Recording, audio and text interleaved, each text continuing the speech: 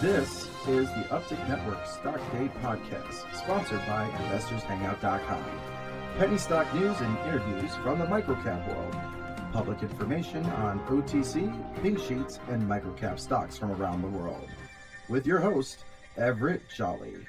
On today's show, we have a very exciting guest with us. He is Rob Hutchison. He is the CEO of BIOAsis Technologies. Well, they trade on the TSX Venture under the ticker symbol BTI.V, and they also trade on the OTCQB under the ticker symbol BIOAF. Rob, welcome to the show. Thank you very much for having me. Tell us a little bit about your company, the unmet medical needs that you guys are treating right now, and a little bit of background of yourself, and then I want to get into some Q&A. Sure. Well, it's a fairly, I would say, simple story to tell.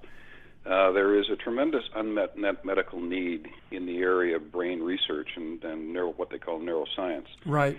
The problem is the fact that a lot of the drugs that you would normally use to treat diseases in the periphery, and that's from the neck down, are blocked by Mother Nature, and she created a barrier called the blood-brain barrier that protects your brain, and it does a tremendous function and tremendous job of what it's supposed to do.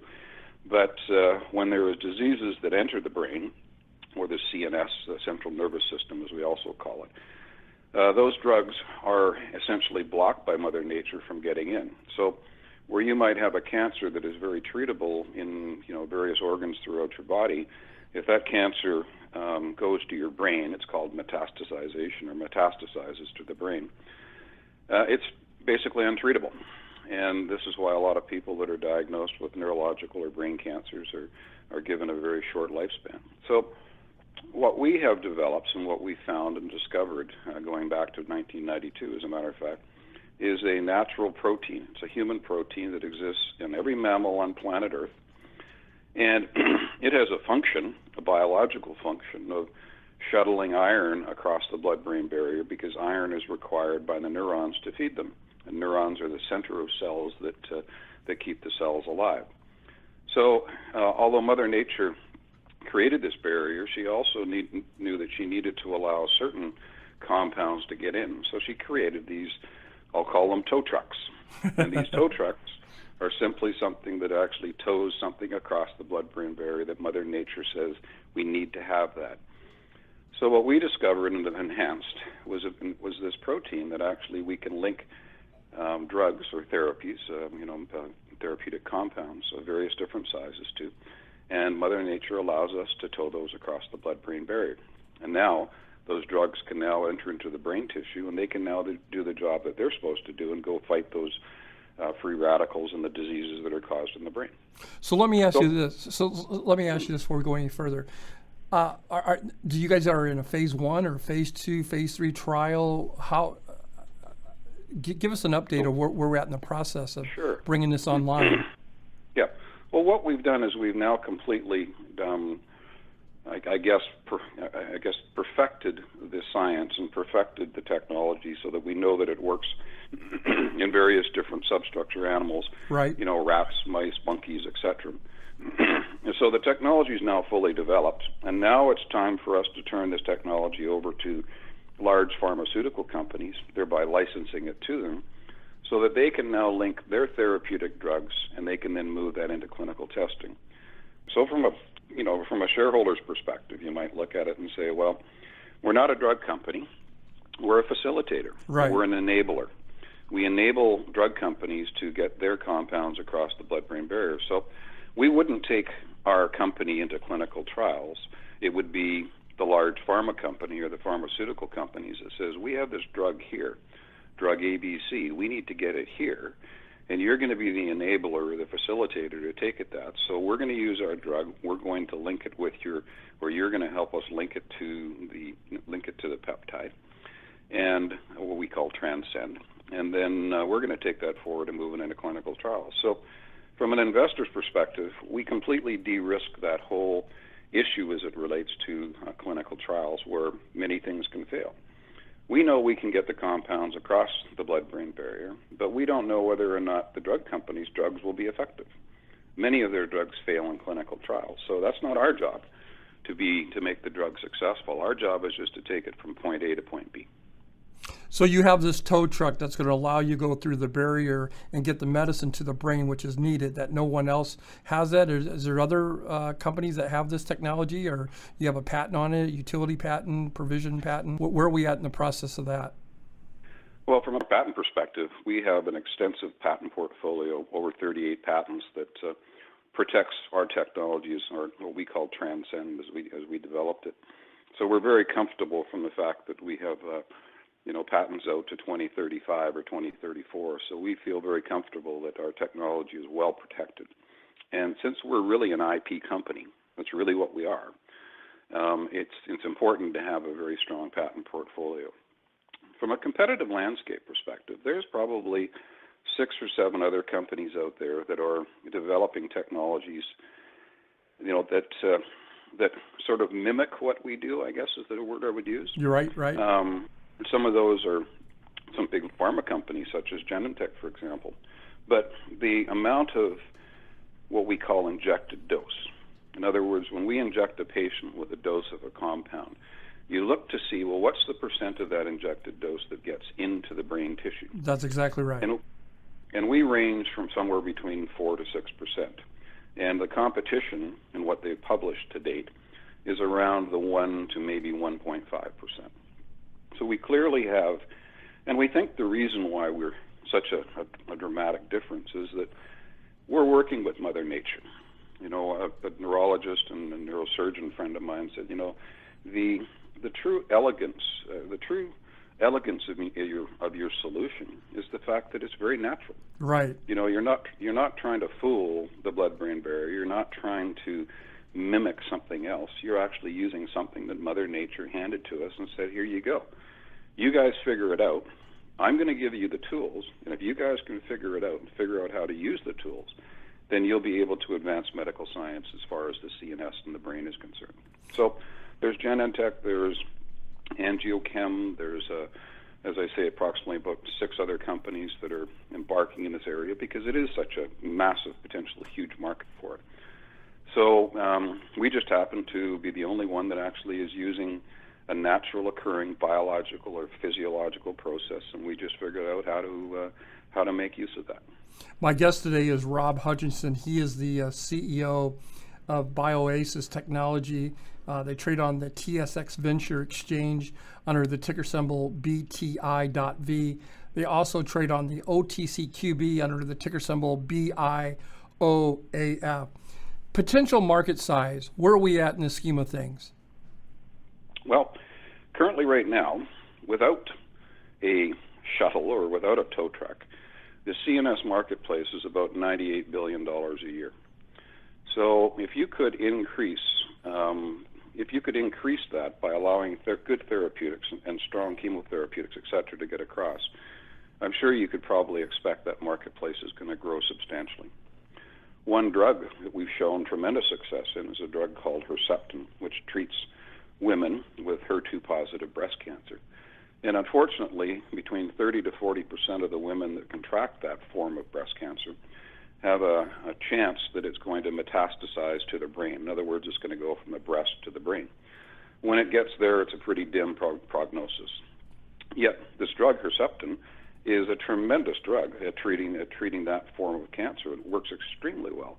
And the life expectancy now of patients that develop HER2-positive breast cancer has gone up dramatically because of that drug's success.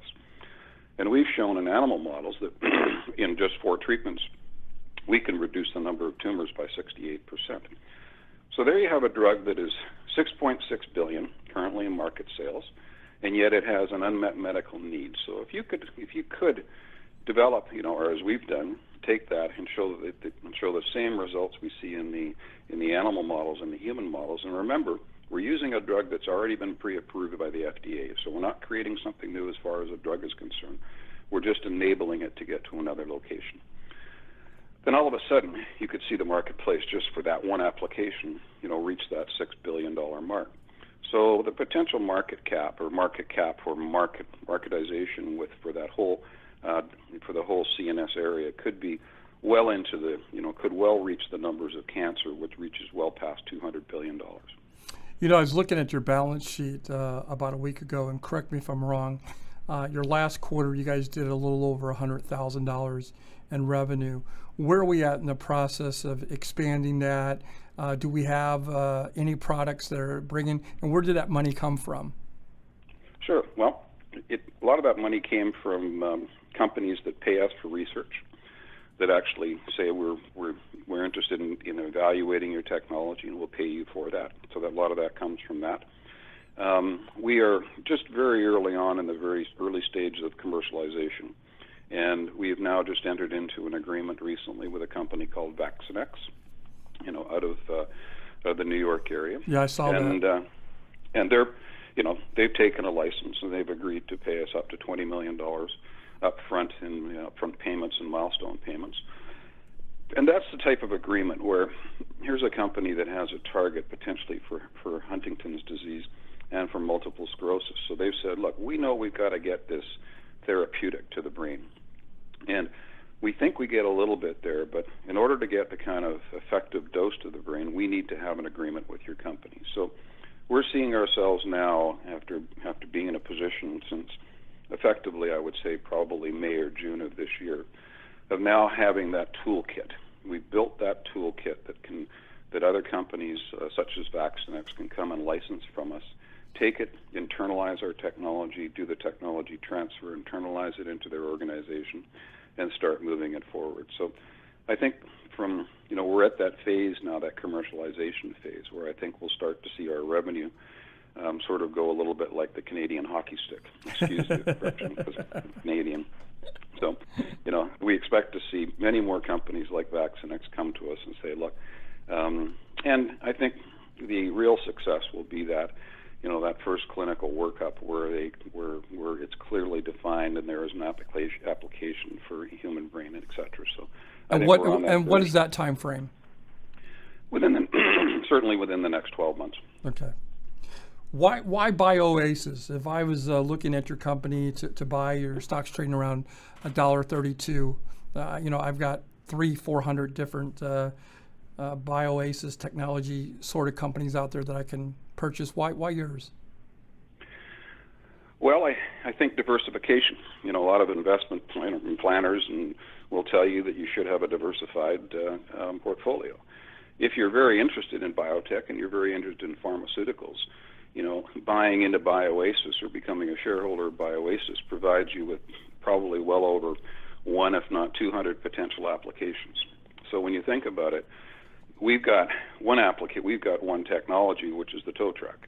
We know the tow truck works, but now you've got potentially over 100, maybe even as high as 200 therapeutic compounds, drugs out there that have a chance of working in brain.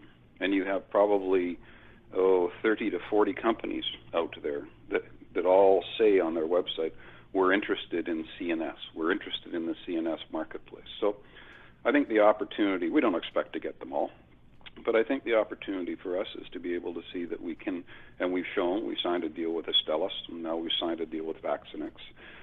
So you're not really relying, as a shareholder, you're not really relying on BIOAsis per se to see a potential increase in market capitalization.